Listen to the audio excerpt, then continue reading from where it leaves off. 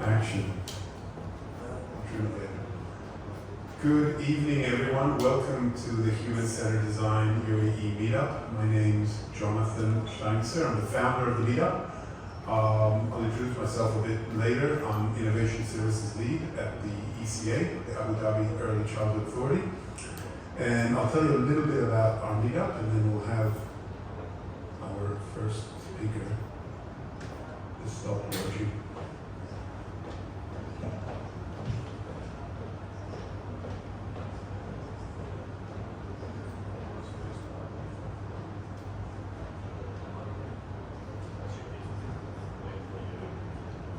Good evening, welcome.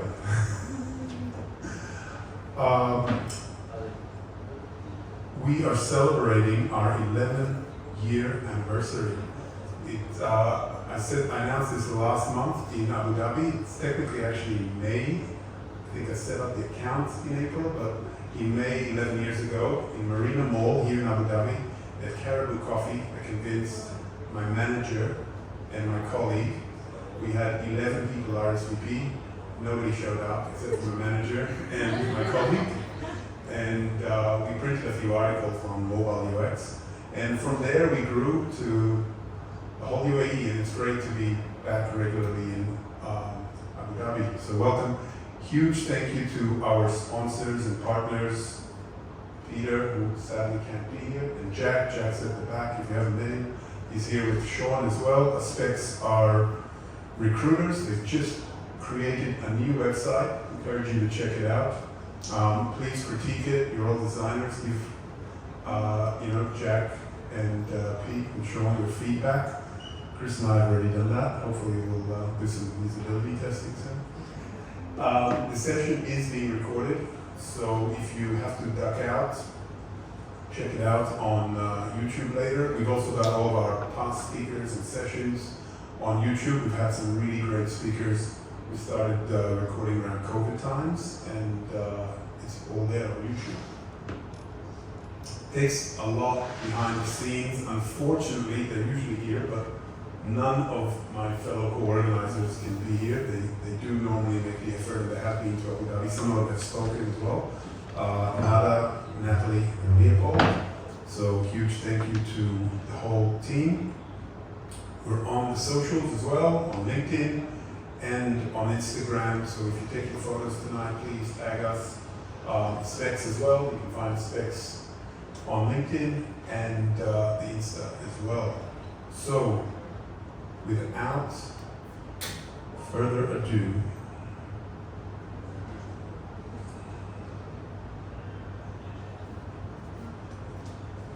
just want to pause there for effect. I want to welcome Chris. I don't have my mobile, so I don't have his introduction, so I'll get him to introduce himself. Apologies about that. Chris is Creative Director, Innovation Consultant, and fellow designer at the ECA. Welcome, Chris. Thank you very much. So yes, as it says there, my name is indeed Chris, at least it is for the next 30 minutes. There we go. So, I don't look it, but I've got 25 years plus experience working in all sorts of design. These are some of the brands I've worked across the years, just a very small number of those. I have a very, very broad skill set. Often designers are told to deep dive on something and become a specialist in it, and that is a decent bit of advice. That's not what I did. I like to go and learn something, a new skill, get proficient at it, and then how can I link that to something else I've learned, and then go find another one, and another one. So definitely a jack of all trades, but the original phrase, although sometimes it's turned into a negative, is actually often better than a master of one. So yeah, I really enjoy innovation throughout all the different design medias and how we can stitch those things together. How we can take animation, AI, video, service design, all that kind of great stuff, and just how you mix all that together to make great products and great services.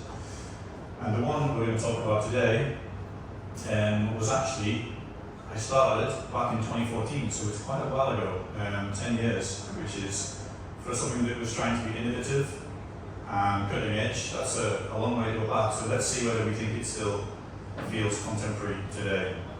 So in 2014, I moved from the northeast of England, which is where I'm originally from, down to the Midlands in the UK, which is the home of Jaguar Land Rover, a brand I'm sure most of you have heard. My job was part of what's actually called the experience design team, funny enough. It was predominantly looking at the UI and UX interface and how that works within the car. Across the years, they've had various different versions, some better than others, most of them not particularly well reviewed. In the automotive world, they were, and some quite recently, fairly behind technological advancements. Most people had better things in their pockets than they would in their cars and wouldn't use them for much of the systems. This is when I dived in, around 2014, so that's like the last shape of the current Range Rover. The system called NGI, or Next Gen Infotainment, they love their acronyms and abbreviations there. So I helped refresh that a little bit, tweak it, get to know the many processes and all the bits and pieces that come together to build the car. But then we were fortunate enough to be given a blank sheet of paper or screen and said, let's go from scratch, let's create something that's going to be the market leader, let's make something that's going to be the best out that it can be. So how do we do that? What is the way to go about that? And personally, for most projects, it's going to start with research. It's going to start with getting out there and knowing what your customers are doing, and knowing what that marketplace is that you're trying to fit yourself into. So we were very fortunate, and it's a terrible part of the job list, that we had a competitive fleet of all the best premium cars in the world. You could book out and just take for an evening and go home with it, or maybe go to work. And yeah, that was awful. So, take a nice brand new Mercedes S-Class out for the evening, or a Bentayga.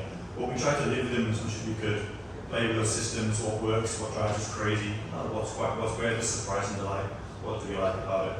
Both from a UX perspective and also from an aesthetics, comparing things like Mercedes with their skeuomorphic retro iPhone S things to Tesla with their, Tesla just come out actually, so it's quite an interesting time to kind of come into the market. We also, as you should always do with good design for service and product, is go to your customers, go to your users, your end users, and find out what it is they actually want to do in the vehicle from day to day. This is one of those fortunate areas because probably guessing that everyone here probably drives, or has definitely been in a car at some point, so you can obviously put your own experiences and wants and dislikes and pain points into that. But it's still good to go and look at the customers. We had some amazing setups for example, competitor cars where we covered them all in black cloth and only the screen was visible. So when they came in, it would take away the brand that's around that interface. So they're only dealing with that, they're not swayed by the type of leather or wood that's in there. And then we asked them all those great research questions: what do you like, what don't you like? And then compare the systems and take that data back into our work. We also did a lot of stuff within what's called human machine interface. We actually had a whole department that we had to liaison for that, and we use things like VR. Within the design studio, you have what's called books, which is where they actually build an interior out of the vehicle. So you can physically sit in it and go, okay, how close to this, can I reach this? What's the position of it like? And we have to obviously interact with the interior designers to see how that works as well. And it's a great way, digital tools, to try new things, try different sizes very quickly without having to physically build them as well. Rapid prototyping, if you like. So, what are some of the challenges that you have to face with this? Well, there's two sides of the UX, obviously, but there's also a lot of aspects within automotive design that is great for learning how to do a good product. But one of the trickiest things was actually to do with the technology, and then also design for the brand. I'll come back to in a second. So we've got all this technology that's kind of constantly coming at us, and with a vehicle, on average, it's 3 to 5 years from the concept creation to actually producing the car. So from a design perspective, you're looking at all this technology, you're like, what should we put into the vehicle? But is this stuff that people really want to use? Does it work? Is it reliable? Is it going to pass all the legislation we need? Is voice the way it's going to be? Some people thought it's a pity, and some people do use it. Is it going to be no screens at all, or are we going in the wrong direction? And what's the look and feel for it? Skeuomorphic versus flat, versus design trends. So you're trying to think about all these different things and aim for this product that's going to come out in 5 years' time, and how is that going to be taken on by the users then? But my own personal mission that I put into it was, I want this entertainment system to feel good in 20 years' time or in 40 years' time. So when you get into that vehicle, and you must have at some point got into a car from like the early 2000s, and you look at the screen, you're like, oh my god, what is that? It's slow, it's two colours, and the nav doesn't even work anymore, and that dates that interior of that car instantly. Precars to that, which don't have infotainment, will often be more classically enjoyed, and people take them for what they are, the technology really takes it. So how do we design for that to make sure that it ages as well as it can?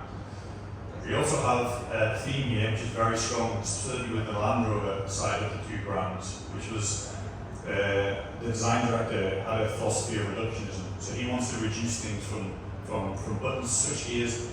They're trying to make this luxurious, bespoke place that is a calm and serene place to be in. The height of the best car you can buy, which means they don't want buttons, they don't want switches, and all that kind of stuff. So it starts to disappear. And you can see that theme coming with the Tesla as well. All the Teslas are just, there's hardly anything there. Obviously that helps cost a lot because you're reducing down the number of switch parts and all the rest of it. But that's a challenge, because every button they take away from here, as the infotainment guys, we have to fit that into the screen somehow. But also, we can't just have a row of 20 to 50 buttons. We need to make it also be minimalist and clean and simple, so it appeals to the customers as well. It feels balanced. So again, another challenge. And then one of the things that I wrestled with early on was, how do you make something digital that's premium? So premium is usually associated with its architecture, its space. The bigger your house, the more premium it might be. If it's a high-end object or product, the ones that all the interior teams are looking at are these super high-end speedboats. They're all handcrafted with the most perfect bit of wood, milled aluminium, all that kind of stuff. But how do you turn that into digital? If you take a picture of the best piece of wood in the world and put it on a screen, it goes to the complete other end of the spectrum and becomes very, very cheap and nasty and tiny, right? So how do you deal with that? That's a real challenge. The thing we decided to look at, which we'll come back to in a moment, is what do we have control over? So we have imagery. How can we make that imagery as sumptuous and just make sure it's high quality and fits the brand as best as it can be? Excuse me. Animation. How can we make sure that we craft that so it feels, there's a lot of attention to detail and it feels expensive, it feels premium. I think iconography as well. Every little aspect needs to sort of live and breathe that brand and make it feel more premium. And then there was some other more logistical and people challenges, to put it nicely, within the company. Any company that manufactures a car, other than a few crazy startups, there was one talking the other day, they're going to do it in 8 months or 18 months, which is crazy. It is a huge operation to build a car. You've got so many moving parts that have to come together: drivetrain, interior, exterior, engineering. And a lot of the time when we were reviewing the concepts and the work we were doing for this, we would be brought in with the exterior design, the interior design, that we would start at some point as well. And within those meetings, you would have all of these senior guys. I'm going to pull out the chief engineering officer here, for example. No, all guys, which didn't help, because of course they've all been there for 30 years. They all drive those cars every single day, and the chief engineer officer, he started as an intern and then went on to the top of that business. So he knows that product throughout all the generations. He's been there for 28 years longer than I have, and here's me going, this is the way we need to do it, and they're going, no, it isn't. We know how to build good stuff. And it's like, well, no, you know how to build the engineering side of it, and you might know how to design this aspect of it, but none of you are actually UI or UX designers. So you need to please listen to me and take on, why we're doing it. And that's always a challenge. So a pro tip for that is, do your testing and do your research, and then you've got something to fall back on, because otherwise, half the time, they're not going to listen to you. And this guy had an interesting meeting with me. At the end of the meeting, he came to me and said, what is all this design stuff you do? Just make it like my phone. So, okay. So I've got my phone out, and I just on my phone. So can you tell me how to send a WhatsApp message? And he was like, well, no, it's not like my phone. I said, well, of course, neither is your phone like my phone, but this is a car. And sometimes cars are rented. Sometimes cars are shared with your other half, your parents, your family, whatever it might be. They can't get into that vehicle and not know how to turn something on because you've customized it so much that it's just you. So that kind of made me think about it a little bit. So the main focus that I was, in my part of the team, really went deep on was the user experience and the UX for it. But within automotive, there's some very serious challenges there. Anything that you have within the interior, anything that touches, somebody else has a say on how big it can be and what size it takes up, because they're all fighting for space and volume within the vehicle. So one of the key things that they early on was what size of the screen would it be. Our research, looking at all the on the competitors, we thought portrait screen would be the best. But the Volvo was doing, the Polestar was doing, because then you have more vertical map, you have more items you can fit in as a list. So there's some practical benefits for it. The design team said, nope, this is our design architecture for the interior Land Rover, you never change this, so it has to be this way. And we're like, okay, fair enough. So you're going to get this size screen, it's an 8.3, it won't change, that's what you're getting. And we said, it won't change, and we know it won't. So we thought, straight away, let's design something that's fluid, because they're going to change it. 6 months later, they changed it. We're going to have 2 screens, one's going to be bigger, for the more expensive people who want to buy the Pro version. I'm like, okay. And someone on my team was like, that's it, we're ruined, just lost 6 months later. I was like, no, it's okay, we've thought about this, we're going to make it responsive even though it never had to be. So, thinking ahead, looking at the lay of the land.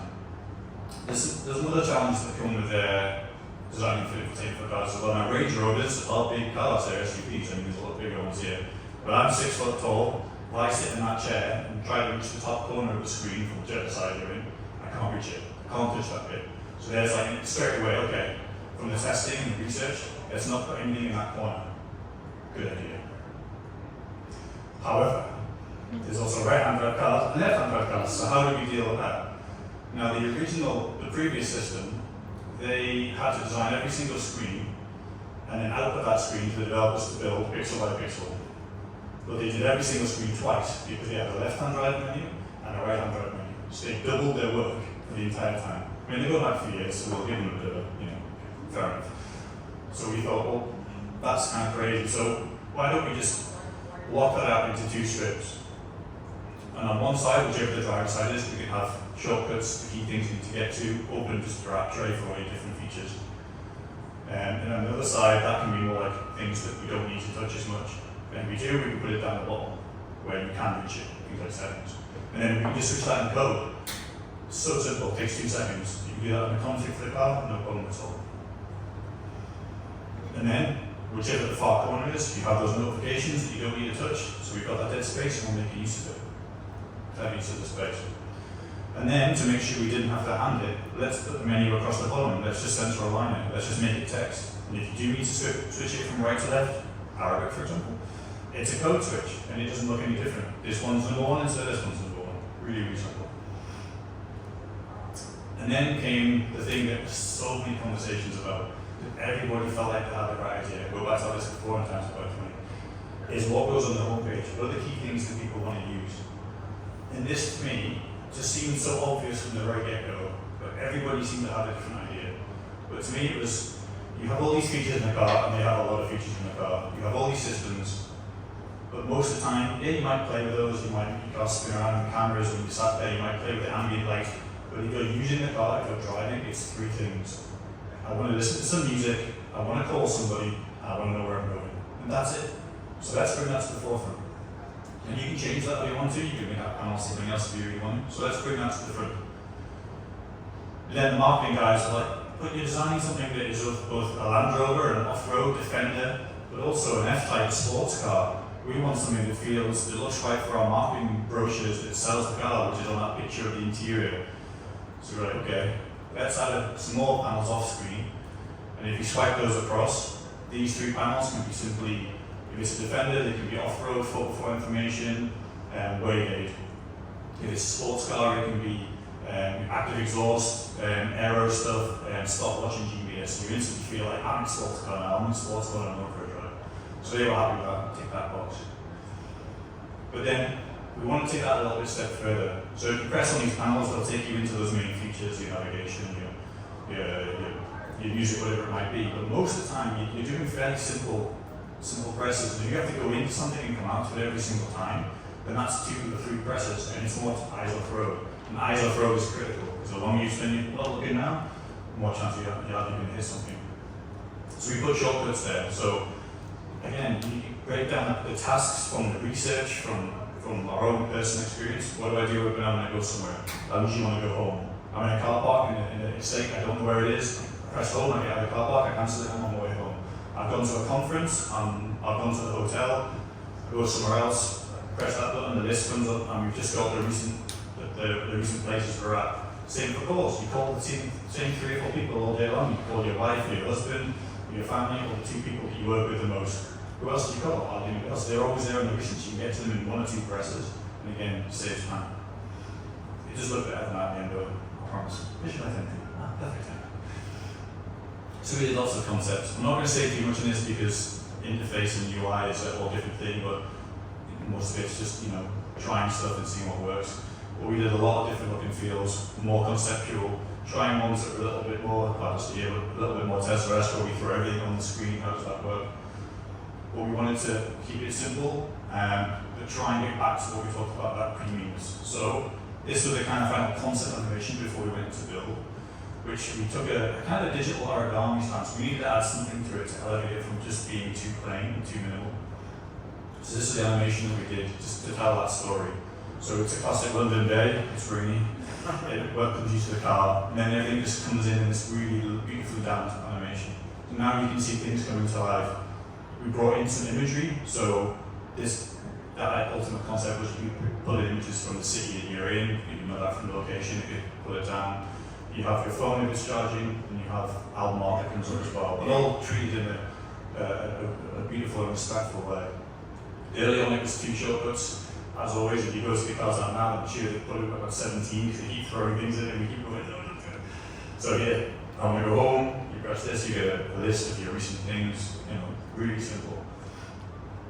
A few more animations to show you what that looks like in motion. So lists for your phone and your contacts. That's kind of the app page, the first version of it. These are your dynamic systems, which are really simple, there's buttons, but how do we make them feel a little bit more special?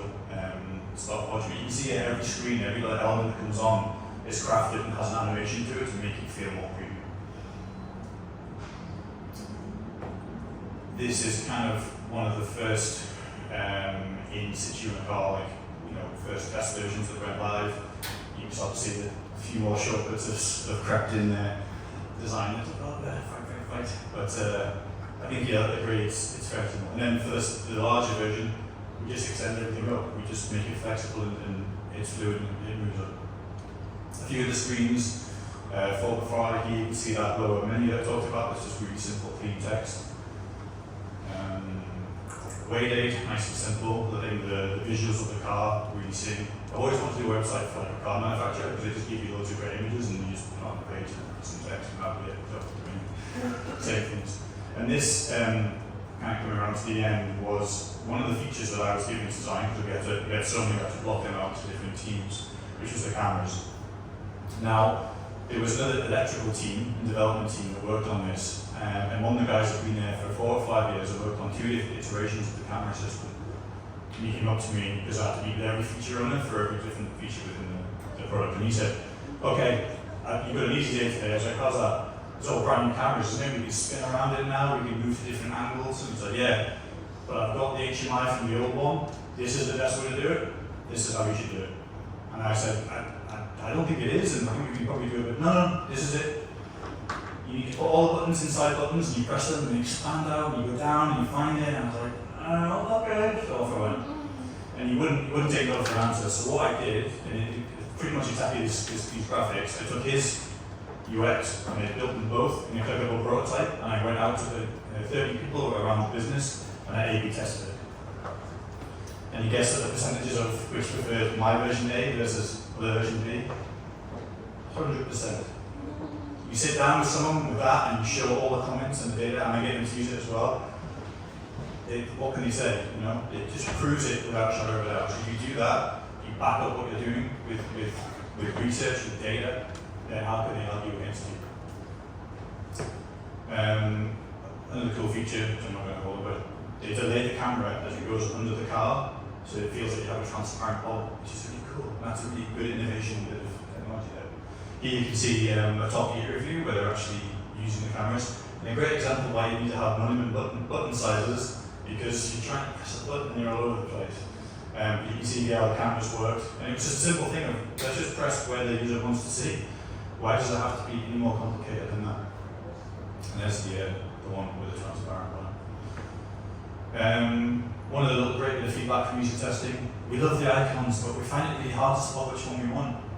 We're designers, we don't want to go to more than 2 colours, but okay, we'll put a tiny bit of colour in there. Brilliant, we love it. And then we can find things with colour easy.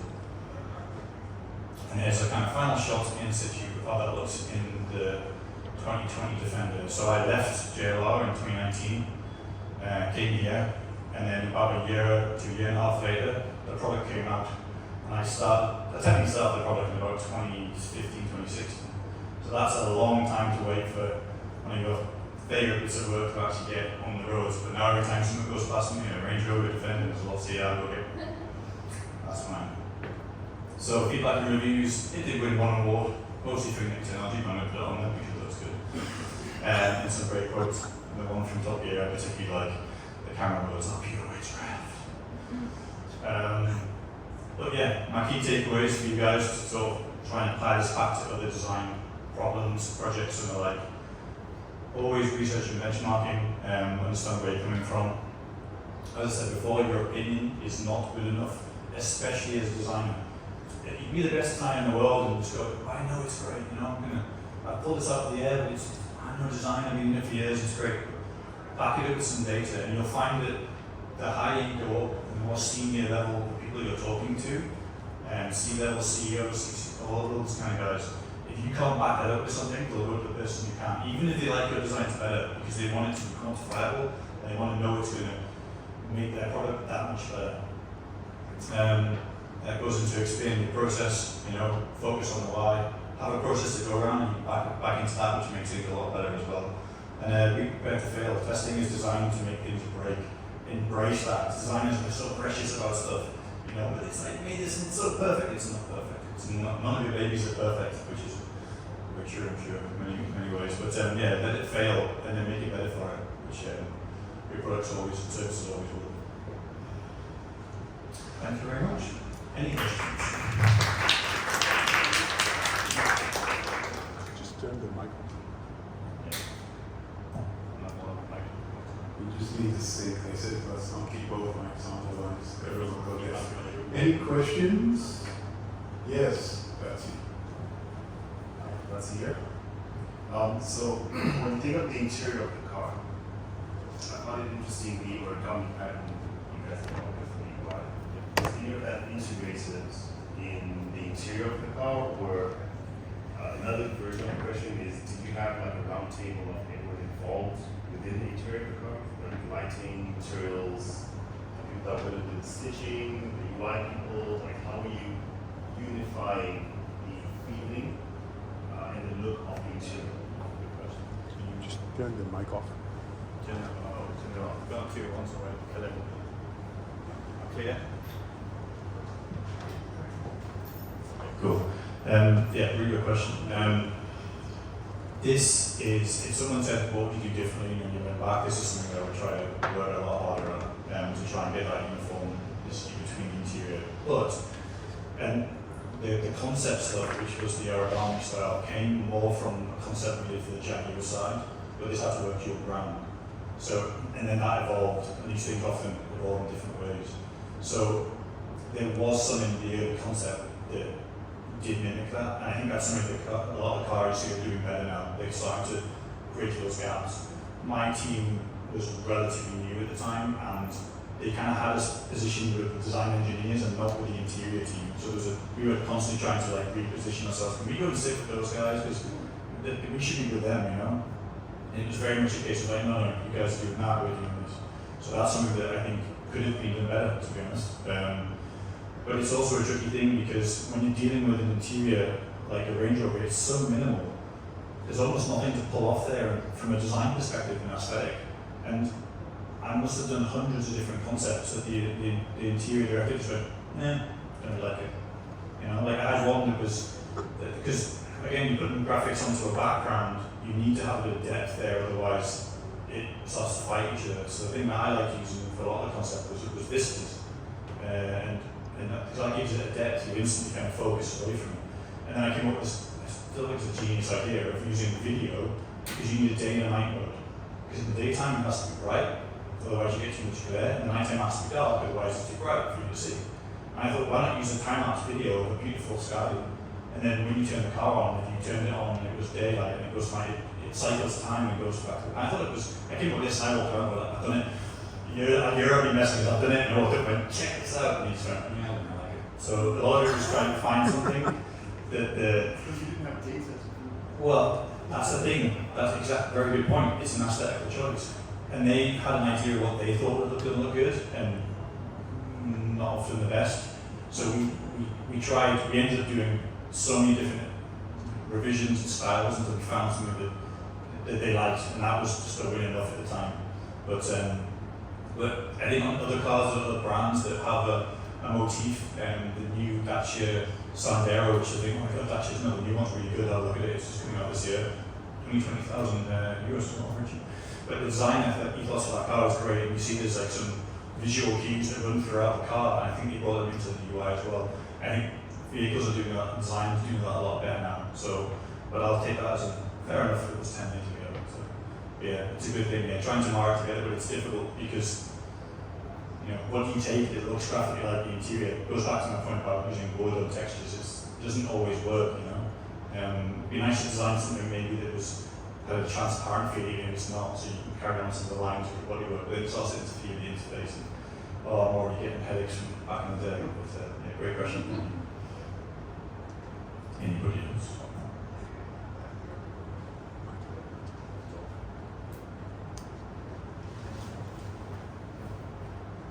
When you worked on this huge project, what was your team like? What were the people on the team like in terms of overall dynamic?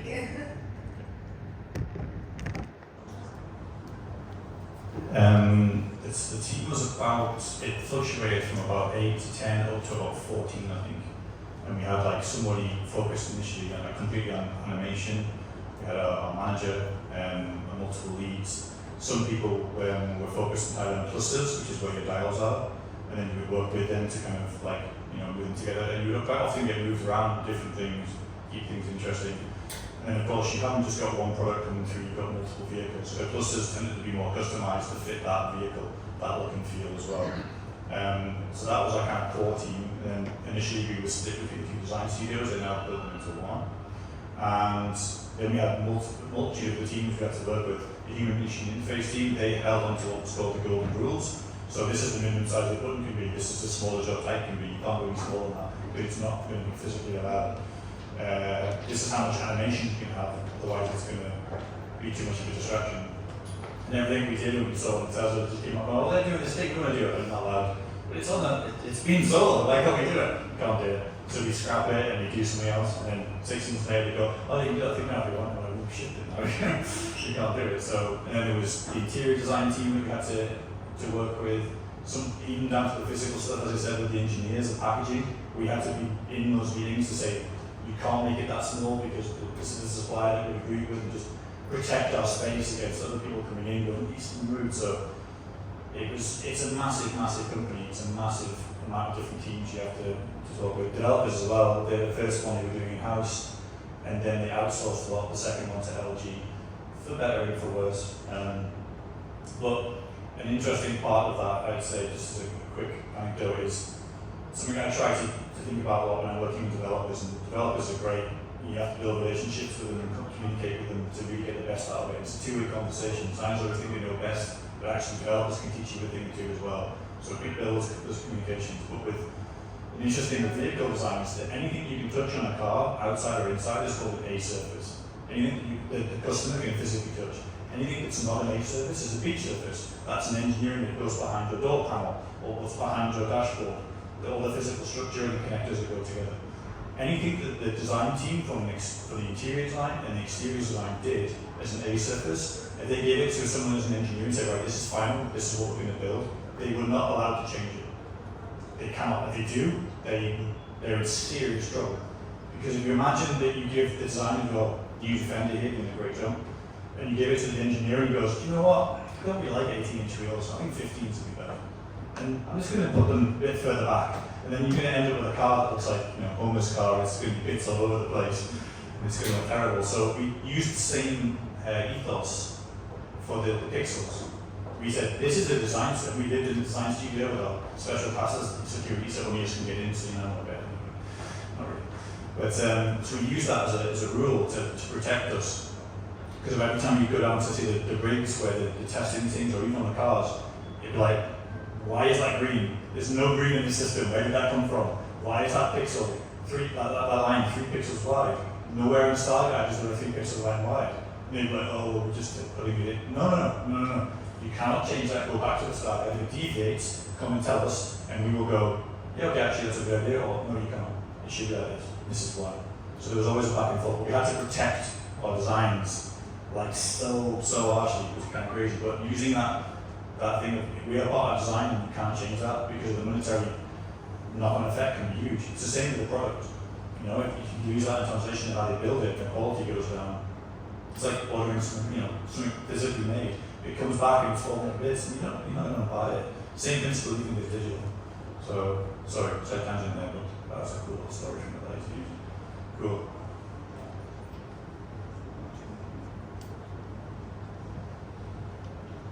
And then last question. I really liked what I worked with Chapel Roundtree to design some educational courses for them, so I related a lot to what you said about the hierarchy, etc. But what I was going to ask you about in terms of product life cycle of something like this, is there a certain amount of time where they say, okay, now we're going to review the interface, or does it depend on other external factors? So that's a product life cycle question.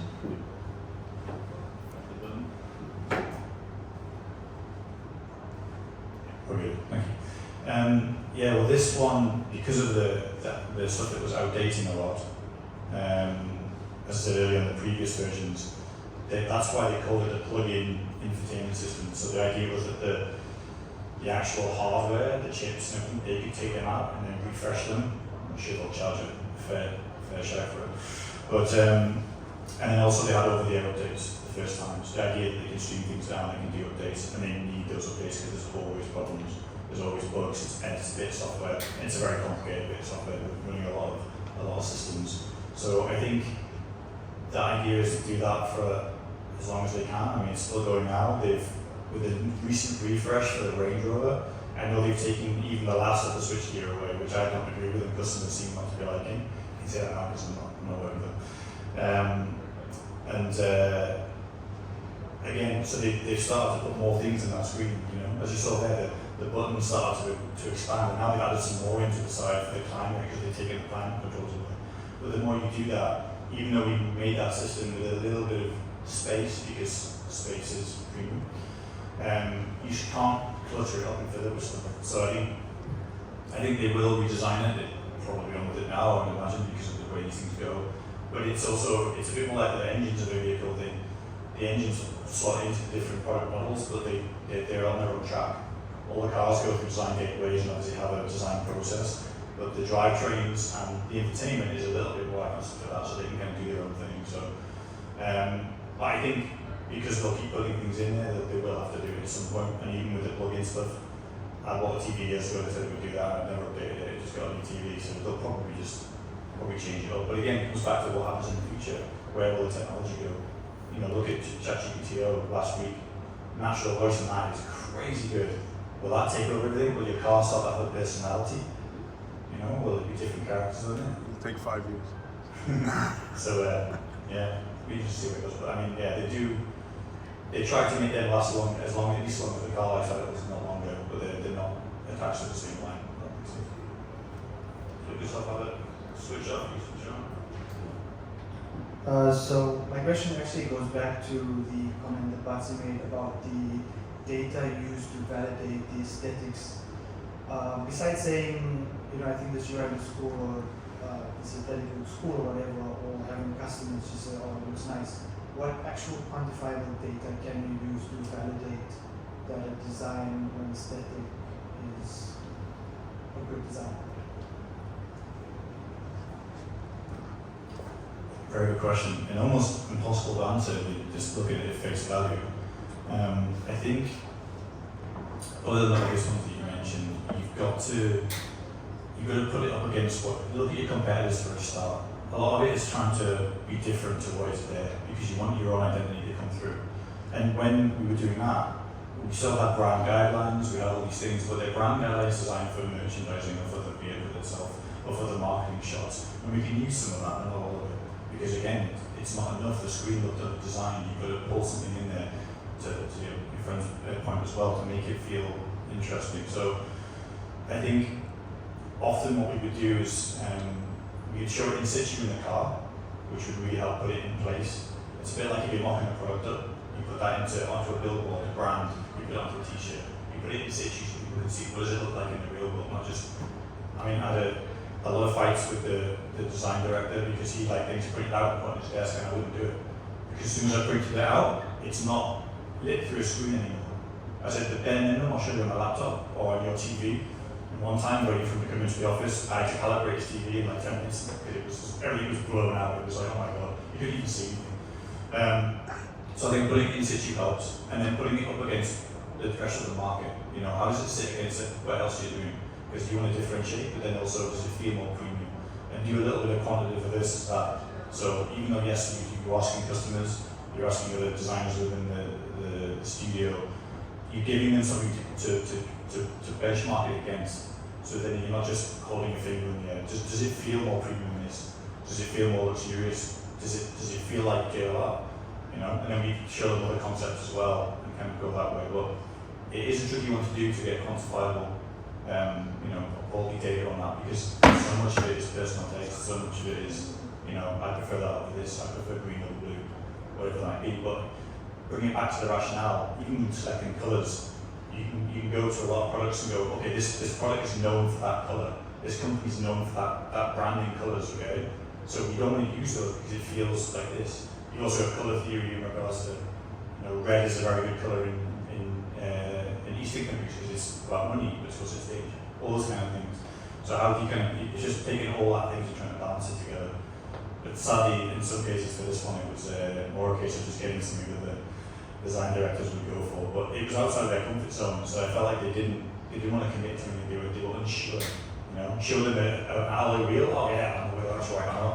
Your proportions are wrong, the chamfer's not correct, and the material needs to be this. And they got excited about it. Whenever the renders showed up in the main thing, the design director jumped out of his seat and started, can you just put more colour on this side of the car and more shading? And we were like, we're not even reviewing that, we're reviewing it, but just let him do his thing, So a lot of it was getting it to work well with that, because that's what they understood. And then just explaining and trying to educate.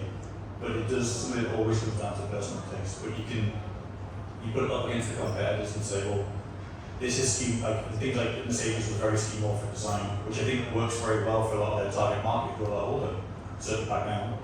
Now it's starting to become new again, so will they change, will they go more to because of flat dynamic design? And again, trends as well, we're trying to stay away from trends because trends will be out of trend.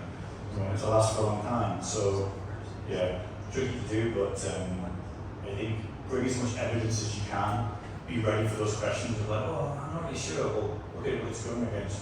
Well, actually, there, it does look better than that, Here's what you could have done, or shouldn't.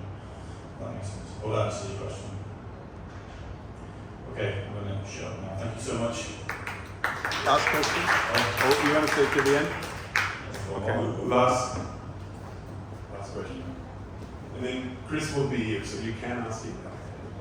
I'll be quick. You mentioned doing A/B testing. Could you provide some more detail on how you conduct A/B testing for this kind of interfaces? Thank you. Sure, so this one, because it was the camera one, it was actually quite simple. There was only X number of tasks, and then I can find the slide as well. Cameras, where's cameras? Oh, that was too far. So there was only maybe 3 to 4 to 5 use cases for it. So what we did was, as I said, both clickable prototypes where you can do the exact same functions. We would A/B test it, so we always swap the grounds, so each one wouldn't start the same one, just to take away any bias in that way. And then we'd have set tasks, so it's like, okay, first off, we're just like, this is a new camera concept, what do you think about it? We're not asking them to like it, or dislike it, so what are your initial thoughts about it? And then ask them to go through, what do you think the different features do? Before we even tell them anything, or ask them to you, what does this mean?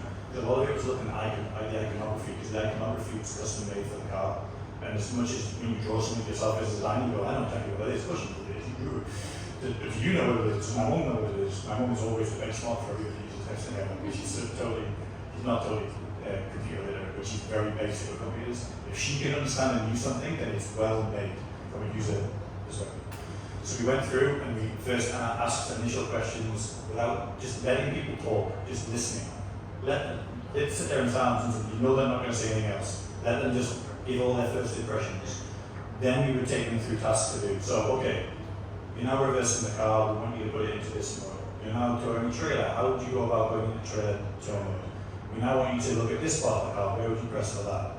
So we had the same different tasks, and then we ran them for both concepts, and we recorded all the stuff, and then we looked at the data of, it was only fails, how easy did they find it, and after each thing, was that difficult, easy, hard, and how would you change it? And we just compile that all together. And the one that won was, 1 or 2 minor changes of like, no, that kind of makes sense. That button's a little bit too small.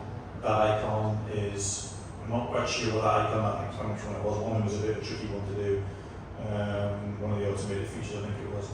So, but sometimes an icon, you can only get as close as you can to it. It might not actually, there's no perfect icon for it. You have to do the best you can, maybe add some text with it. So that's kind of how we did that and we brought it all together. But one of the key things we did too was we got them to test it in a book. So they weren't just on a laptop, they were in the car and they had to reach. We had a screen set up so you could literally just look it up like another monitor. So they're sat inside a chocolate version of the car with the seats and the dashboard and everything. So they're actually reaching and pressing it. It's no good giving data from like, how's that icon? Yeah, I can read that fine, it's okay. In the car, how's that icon? Oh, what? I can't see what it is. So put it into that real scenario, so you're not going to get caught out by those things further down the line when you're testing it. So, hope that answers the question. Thank you, Okay, Chris. thank you very much.